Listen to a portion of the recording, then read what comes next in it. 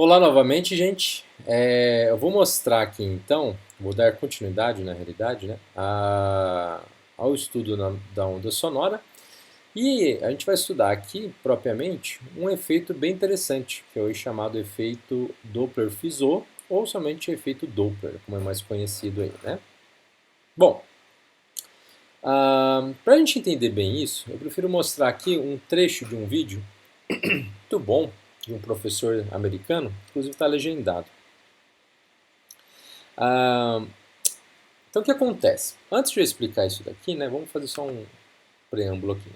Sabe quando você tá ali no ponto de ônibus, esperando, né, obviamente, o ônibus chegar, e aí você tá lá de boa e começa a ouvir uma sirene de uma ambulância, ou um carro buzinando, ou né, a sirene de uma polícia, bombeiro, que começa a vir ali na sua direção, vai passar na frente de você e vai continuar. Tá? Quando o objeto se aproxima de você, ele emite um som, que é o som estridente ali da sirene dele. Contudo, quando ele passa por você, parece que fica meio estranho esse som. Ele fica meio distorcido, ele fica meio grave, tá? Se você não está lembrando disso, então vou mostrar agora o vídeo aqui que vai ilustrar exatamente isso que eu quero dizer para vocês. Vocês vão lembrar na hora esse efeito, tá?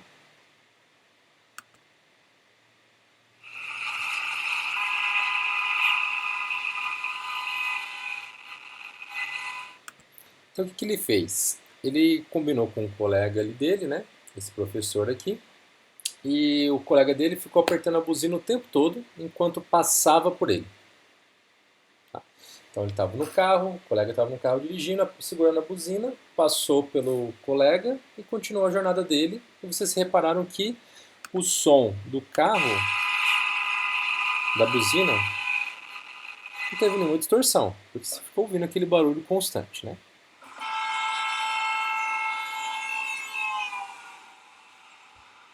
Aí, perceberam o efeito que eu quis dizer para vocês? Para a pessoa que está dentro do carro, ele ouve aquele volume, aquele som ininterrupto, constante da buzina. Para quem está aqui fora e observa o carro passando, soa meio estranho, né? Ele começa um agudo, depois fica mais grave. To understand why the sound changed as the car passed, we're going to move to this drainage ditch on the side of the road. E aí eu vou deixar ele explicar essa ilustração que eu achei bem razoável. Depois a gente volta aqui para mostrar especificamente o efeito Doppler. And use this water as an example, because sound waves in many ways act like the waves in water.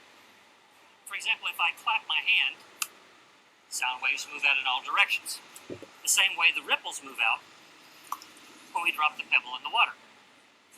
The difference is the car was moving. So to simulate it properly, I need to move my finger through the water. As we do that, we notice that the ripples in front of my finger are all very close together. Because my finger's moving forward compresses those waves. The same thing happens with the car. As the car is moving forward, the waves in front of the car are closer together. That gives us a higher pitched sound as the car approaches. The ripples behind my finger are further apart. And again, with the car, behind the car, the sound waves are a little further apart. Because they're further apart, the pitch is lower. So the Doppler effect causes the sound to be higher as the object approaches, lower once it passes. Doppler radar is used to measure the speed of things, everything from the speed of a moving car to the speed of winds in a storm. So, next time you're out, you hear a car pass, now you know why the sound changes. Muito bem. Acho que vocês pegaram a ideia aí, né? Essa aglomeração de ondas ali faz com que a gente sinta esse efeito também. E tem uma outra situação também, né? Que vou ilustrar para vocês de volta aqui no desenho. Então, eu vou colocar aqui, ó, a velocidade. Vamos supor a velocidade aqui de uma ambulância, né? Vamos supor que ele seja aqui, por o vetorzinho V da ambulância, VA de ambulância, né? E é uma velocidade constante aqui. Então aqui também é VA. Tá? O módulo dessa velocidade aí, vou falar que vale aí. Bom, ele está rápido, né? Então vou pôr aí Nossa, 90 km por hora uma via, muito, né? Vamos pôr uns 70 km por hora, pronto. 70 km por hora. Bom, eu falei para vocês também que a velocidade do som, ela muda de lugar para lugar, né? No caso aqui, a gente vai admitir que a velocidade do som, vou chamar de Vs, tá? Vale aí 330 metros por segundo, tá? Pode ser. Vamos, ou, né? Só que aqui tem um probleminha. Vamos fazer o seguinte, ó. Eu vou colocar aqui que vale 72 km por hora, a velocidade do carro, que em metros por segundo vai dar 20 metros por segundo. Pronto, porque a gente não vai ter um problema de conversão de unidade. Bom, aí, tá?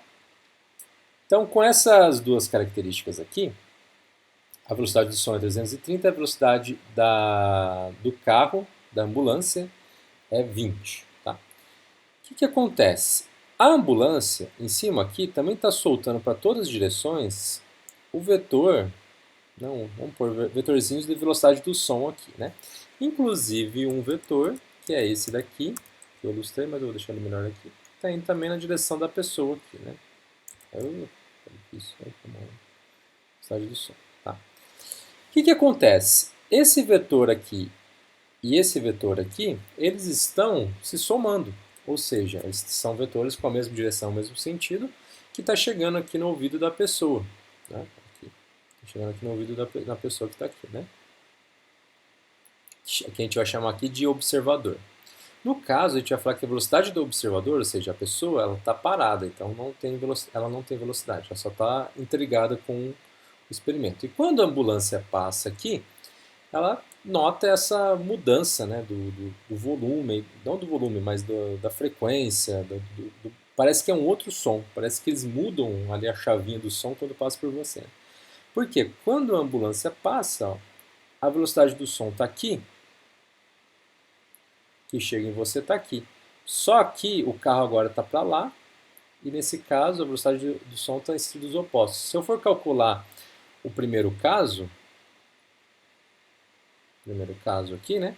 A velocidade que a gente chama de velocidade relativa aqui vai ser a soma, vamos pôr o módulo, né? Vai ser a soma da velocidade do som mais a velocidade da ambulância. E no caso 2, a velocidade relativa aqui vai ser velocidade, vamos pôr em módulo aqui também, né? Vai ser velocidade da ambulância, do som, menos a velocidade da ambulância. Tá? Então, no primeiro caso, isso daria 350 metros por segundo. No segundo caso, isso daria, soma os dois ali de cima, né? Que estou fazendo essa soma aqui, né? Esses valores aqui. No segundo caso, seria 330 menos 20, seria 310 metros por segundo. Tá? Por que eu estou fazendo essas contas aqui? Para ilustrar também para vocês o seguinte, embora aqui a velocidade do som ela fique toda, né, armazenada mais pertinho do som aqui, e aqui ela fica espremendo aqui o som, né? Nesse segundo caso aqui, você só está notando, né, a rebarba ali vindo aqui, né? Está esmagando aqui. Você está notando a rebarba das ondas aqui, né? Se eu mantenho, por exemplo, né, se eu consigo manter aqui o meu comprimento de onda constante, V é igual a lambda F. Então, se eu aumentar a velocidade, eu aumento a frequência, que é o primeiro caso. Se eu diminuir a velocidade, então eu diminuo a frequência, que é o segundo caso. Alterando o valor da frequência, a gente viu lá que quanto menor a frequência, mais grave é o som. Quanto maior a frequência, mais agudo é o som. Né? Só para a gente fazer uma analogia aqui, como que se comportaria, seria um dos motivos aí para a gente observar essa distorção no som aqui, tá? Então está relacionado também a isso, tá bom? Não sei se meu exemplo aqui foi efetivo, se não foi, vocês me procuram aí, mas a gente tem mais coisa para falar aqui, tá? Voltando aqui então,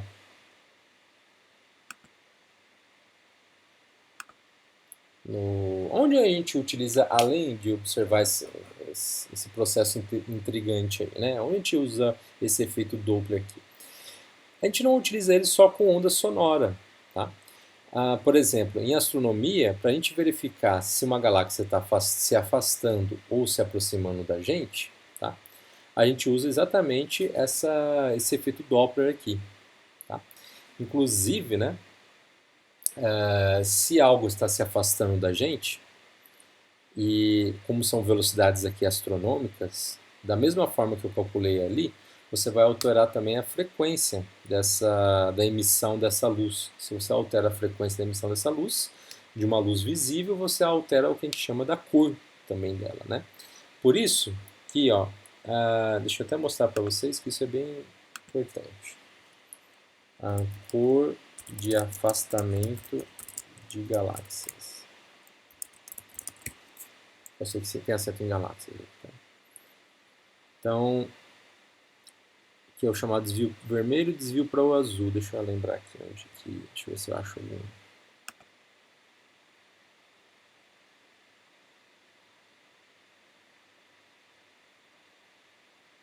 Isso, ó, aqui está até bonitinho. Quando uma galáxia se afasta, tá, a gente observa aí, é como se a luz aqui criasse aquele padrão também na frente ali da galáxia, né? Modificando aí a frequência da emissão dessa luz, que aí a gente fala que a luz ela desvia para o vermelho. Então, se algo se afasta da Terra, né, uma galáxia está se afastando da Terra, ou algum outro corpo, ele vai começar a emitir um comprimento de onda da cor do vermelho. E se ele se aproxima da gente, ele vai começar a emitir um comprimento de onda da cor do azul. Graças a isso, a gente consegue verificar para onde que uma galáxia está indo, porque a gente só vê um ponto, né, luminoso ali, a gente não vê ela crescendo ou diminuindo, é muito distante. Então a gente vê pela cor, a gente sabe né, exatamente aí para onde está indo. Com isso daí, né, assim como no efeito Doppler para as ondas sonoras, o desvio para o vermelho pode ser um desvio para o azul. Ou seja, um aumento da frequência em certas situações. No universo veremos mais um redshift por causa da expansão do mesmo, mas planetas, estrelas e galáxias próximas podem produzir um blue shift, caso seja vindo enquanto não. É o que ele falou exatamente isso daí, né? Aqui está a explicação um pouquinho mais complexa, né? Utilizando a relatividade geral aqui e a energia do fóton e tal, né? Mas vou deixar até aqui mais bonitinho para vocês, né? Quem quiser ler aí, depois pausa o vídeo e dá uma olhadinha aí para ver o motivo disso, porque não é o foco aqui, é a parte de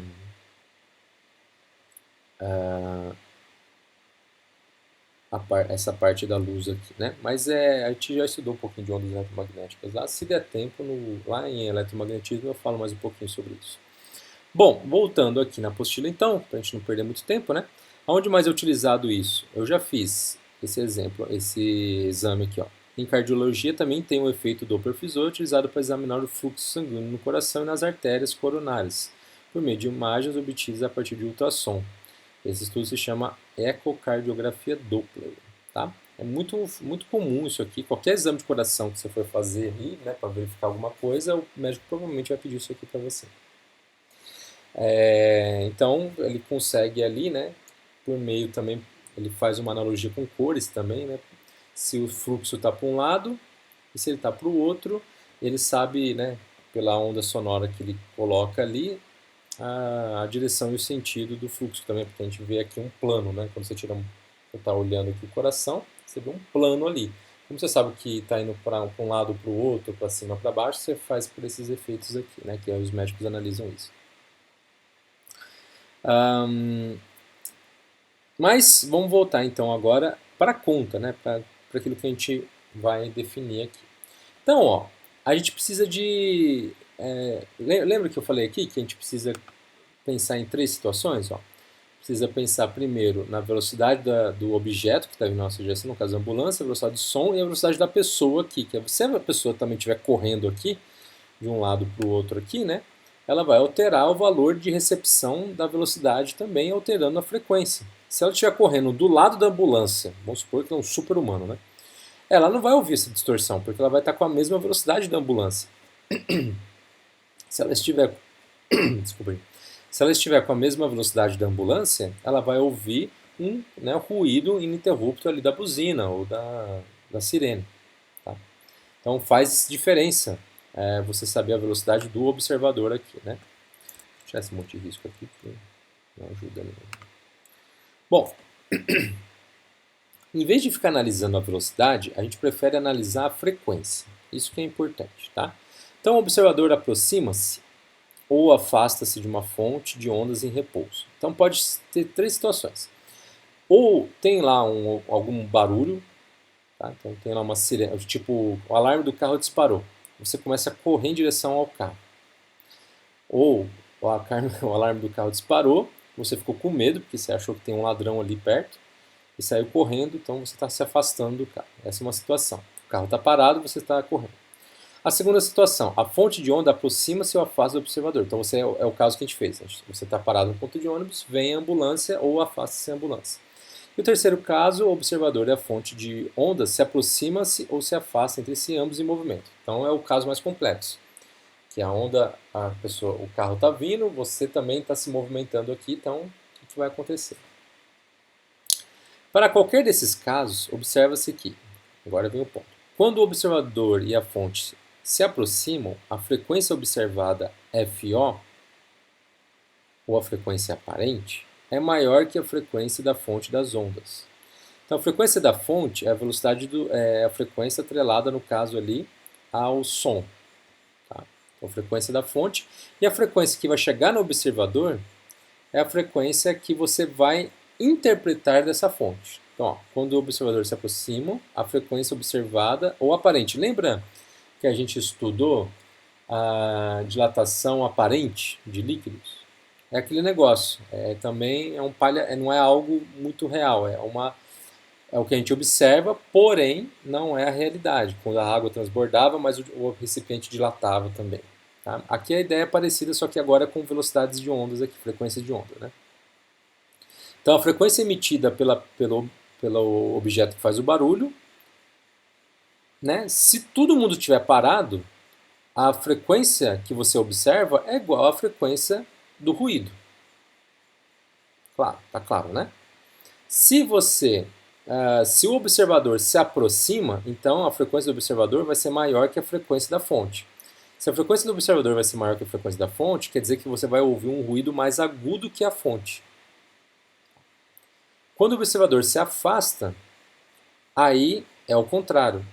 A frequência do observador a frequência da fonte vai ficar mais aguda aqui do observador. Na realidade, o que ocorre é que a do observador fica mais grave que da fonte. Então é isso que ocorre, por isso que fica menor aqui o valor. A frequência observada e a frequência da fonte estão relacionadas pela expressão, e aí vem essa expressãozinha aqui. E o que é cada um desses termos aqui? Nessa expressão, V é a velocidade de propagação das ondas. Então, é a velocidade do som, o V aqui, e é o V aqui.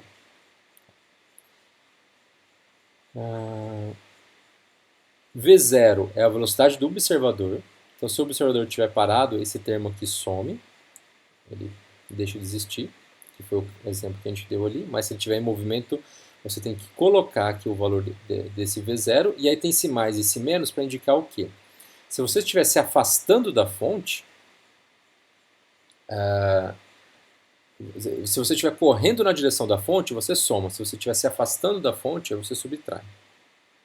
É meio interpretativo isso, né? Aqui é da fonte de som, né? Então, aqui, deixa eu ver se eu consigo fazer. Aqui já está meio poluído, né? Mas assim, se você estiver correndo para lá agora, então você subtrai um do outro. Se você estiver correndo na direção da fonte, aí você soma. Nessa expressão V, e VF é a velocidade da fonte das ondas. Então, no caso aqui, o VF vai ser a velocidade da ambulância. Então aqui, para adaptar tudo aqui, esse aqui seria meu VF. O VS não existiria essa parte, seria só o V aqui, né? Então vou até apagar aqui. seria só o V, de acordo com a apostila. E o V do observador, ele chama de VO mesmo. Isso, esse aqui está certo. E aqui é VO mesmo. Então, no exemplo que a gente deu ali. Os sinais positivos e negativos são atribuídos às velocidades do observador e da fonte, adotando-se o sentido positivo sempre do observador para a fonte, como se vê na figura. Então, se eu vou na direção da fonte, que é o primeiro caso, é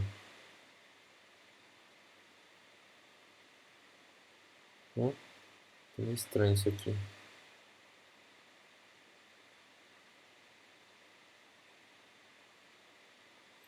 Ah, tá.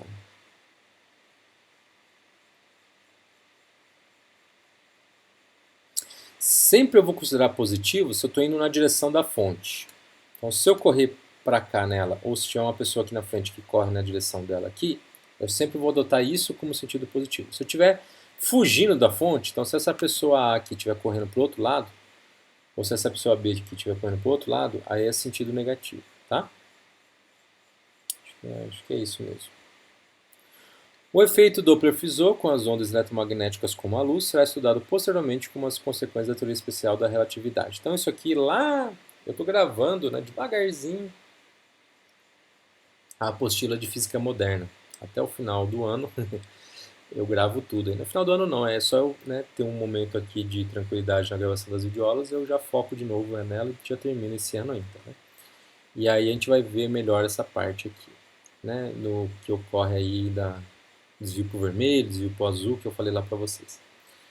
Bom, então isso é o efeito Doppler, tá? Eu vou fazer aqui um com vocês, porque esse é importante eu fazer um resolvido aqui, depois a gente faz um não resolvido, um para valer lá, né? A sirene de uma pedreira emite um som com frequência de 510 Hz. Tá? Então o que acontece? Tem lá um lugar onde eles fazem escavações e coloca lá uma quantidade de dinamite que vai explodir. Então não pode ter ninguém por perto. Então eles fazem o quê? Eles soltam uma sirene para todo mundo sair correndo dali ou anunciar que é para ninguém estar ali perto. Então a frequência que o som emite ali é de 510 Hz para avisar que ocorrerá uma detonação.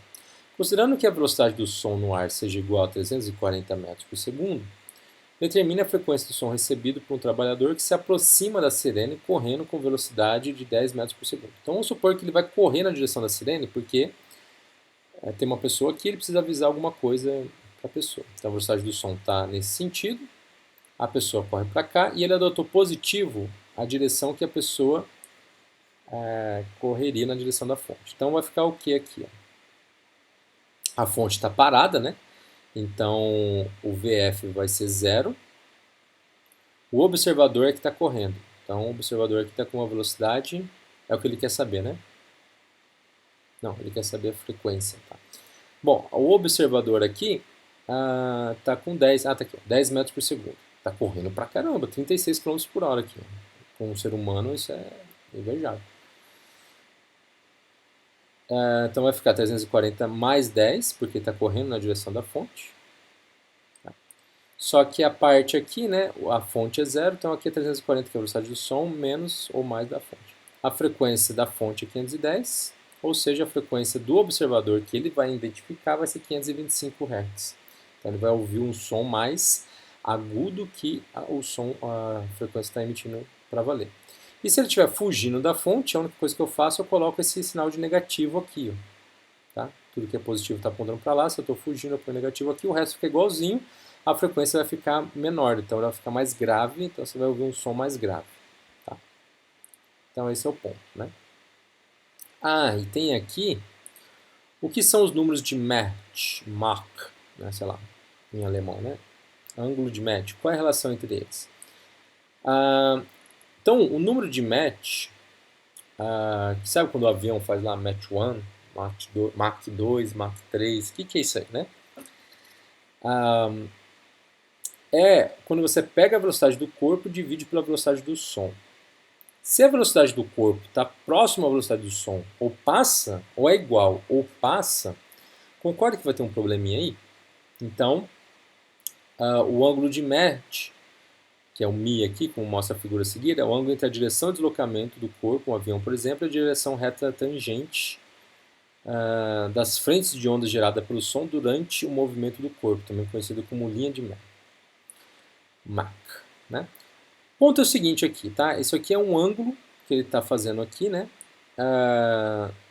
Entre a onda sonora que está sendo produzida pelo avião em diferentes momentos, tá? Criando esse ângulo aqui. Ó. Esse ângulo, se o avião estiver muito rápido, esse ângulo vai ser bem baixinho. Se o avião estiver muito devagar, esse ângulo vai ser bem alto. Tá? Esse é o ponto aqui. Tá? Mas não se preocupa muito com essa linha de match, que seria isso daqui, né, tal. Isso aqui é para calcular algumas coisas aqui. O importante é o seguinte, se você tem o que a gente chama de Mach 1, né? Ou seja, o ângulo aqui é 90 graus. Tá? Então, esse ângulo aqui está muito aberto. Porque, perdão, gente. Ó. Eu falei errado. Quanto maior é o ângulo, maior vai ser a velocidade. Não o contrário. Isso aqui, se um avião está bem devagarzinho, esse ângulo vai ser bem pequenininho. Se o avião está bem rápido, esse ângulo vai ser bem alto. Tá? É isso. Por quê? As ondas aqui, ó, quando o avião está nesse ponto, ele gera essa onda. Quando o avião está no ponto B, ele gera essa onda aqui. No ponto C, essa onda aqui. Essas ondas quando ele está muito rápido, não dá tempo delas, né, uma sair da outra. Então vai se formando um pico gigante aqui de ondas comprimidas nesse ponto, que nem o cara quando passou o dedo na água, né? Criando exatamente o que a gente chama aqui de um boom sônico. E se ele passa a velocidade do som, então aí vira passa aí, vai chamar Mach 1, Mach 2, Mach 3, né? Vai criando aquele barulhão estridente que é o som acumulado todo ali na frente do avião, né?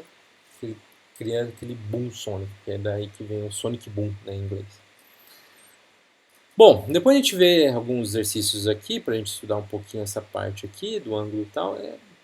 Um conselho aqui, vocês focarem muito nessa parte, né, se vocês estiverem com, né, problema de tempo, né, porque aqui ele está justamente aqui calculando como você passa a velocidade do som.